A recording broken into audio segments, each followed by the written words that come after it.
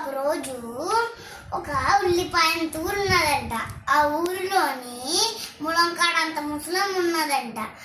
ములంకాడంత ముసలం వెళ్ళి అక్కడ తోటకి వెళ్ళి పని చేసిందంట. పని చేసినప్పుడు అక్కడ ఒక వంకాయంత వజ్రం కనిపించిందంట. వంకాయంత వజ్రాన్ని పాలకూరంత కవర్లో చుట్టుకొని వెళ్ళిపోయి బీరకాయంత బీరవలో పెట్టింది. అదేమో కిటికీ నుంచి దొండకాయంత దొంగ చూసేసి అప్పుడేమో ములంకాడంత ముసలమ్మ వెళ్ళిపోయినప్పుడు సైలెంట్గా వెళ్ళిపోయి దాన్ని తీసుకొని పారిపోయాడు. అప్పుడేమో తోట దగ్గరికి వచ్చేస్తే అప్పుడేమో నువ్వేం పట్టుకెళ్తున్నావు అని అడిగింది సంచులు వేసుకొని వెళ్తుంటే.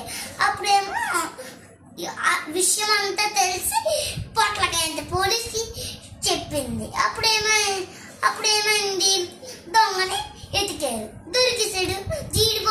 జీడిపప్పు అంత జీప్లో వెళ్ళి దొంగని ఎతికారు.